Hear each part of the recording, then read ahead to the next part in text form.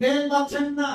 প্রভাবশালী আপনাদের কতিপয় লোকেরা ডিলারশিপ নিয়ে তেল যতটুকু বাজারে যায় সেটাও প্রভাবশালী সরকারি দলের লোকেরা অতিরিক্ত মুনাফা লাভের আশায় কারসাজি করে, মজুতদারি করে, কালোবাজারির মাধ্যমে আমাদের সাধারণ ক্রেতাদেরকে যে কষ্ট দিচ্ছেন, নিয়ন্ত্রণ করতে ব্যর্থ হয়েছেন।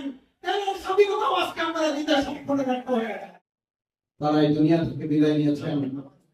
আল্লাহ তাআলা তাদেরকে শাহাদাতের মর্যাদা দিয়ে জান্নাতের জন্য তাদেরকে কবুল করুন।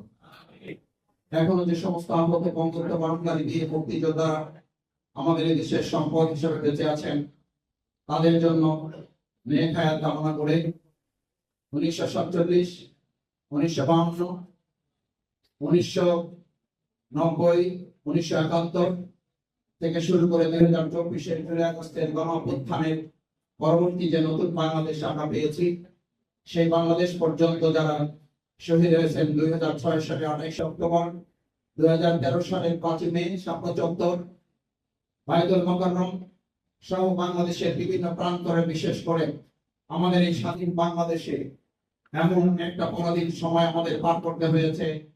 হযরত মাওলানা দেলোয়ার হোসেন সাঈদী রাহিমাহুল্লাহকে ফাঁসির রায় দেওয়ার ঘোষণার দিন, তার আগে এবং পরের 3 দিন মিলে 245 জন দেশপ্রেমিক নাগরিককে অন্যায়ভাবে গুলি করে হত্যা করে বাংলাদেশের যে একটা বিভেদ পরিবেশ তৈরি করে হয়েছিল, আমরা তাদের জন্য মহান আল্লাহ তাআলার কাছে দোয়া করি।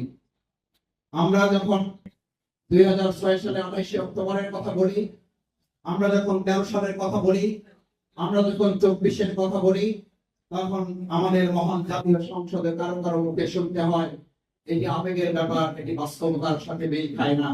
আমরা একটা কথা পরিষ্কার করি, যারা এই সমস্ত বিষয়গুলোকে আবেগ বলে শুধুমাত্র নিজেদের ধারণ করেন, বাস্তবের সাথে মিল রাখতে চান না, আপনাদের মনে রাখতে হবে বাস্তবের সাথে মিল না রাখলে আপনারা এখন বাংলাদেশে থাকার কথা না, বাংলাদেশের বাইরে বিভিন্ন স্থানে আপনাদের কোনো অবস্থান করার কথা ছিল। আমরা যখন তাদের মুখে শুনতে পাই আমাদের খুব আশ্চর্য লাগে। স্বরাষ্ট্রমন্ত্রীর কথা বলে আইনমন্ত্রী, আইনমন্ত্রীর কথা বলে স্বরাষ্ট্রমন্ত্রী, স্বাস্থ্যমন্ত্রীর কথা বলে অর্থমন্ত্রী, অর্থমন্ত্রীর কথা বলে শিক্ষামন্ত্রী।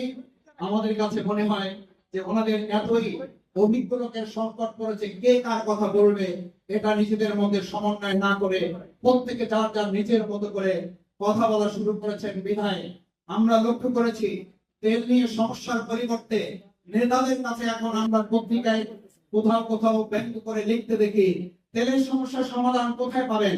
তেলের সমস্যার সমাধান পেতে হলে মন্ত্রণালয়ে গিয়ে দেখেন কি পরিমাণ তৈল ঢালা হচ্ছে, এবং তেলের তো ওখানে তৈল ঢালার কারণে তো বাজারে তেলের সমস্যা। আজকে সরকারের মধ্যে এরকম তৈল ঢালার যদি প্রতিযোগিতা তৈরি হয়, ভালো করে মনে রাখতে হবে এক সাংবাদিকের তৈল ঢালার কারণে শেখ হাসিনার পতনের ঘন্টা বেজে গিয়েছিল। আপনারা তো এই সমস্যার সমাধানের পরিবর্তে বলছেন তেলের কোনো সংকট নাই, অথচ আমরা লক্ষ্য করছি আপনাদের প্রতিনিধিরা তেল নেপে বিক্ষোভ প্রকাশ করছেন, ক্ষুব্ধ প্রতিক্রিয়া ব্যক্ত করছেন, পুলিশ প্রশাসনেরা গাড়ি ঠেলে নিয়ে যাচ্ছেন, তেল পাচ্ছেন না।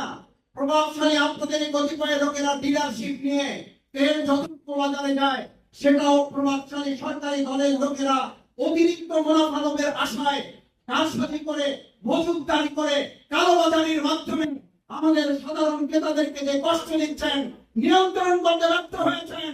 তেলের স্বাধীনতা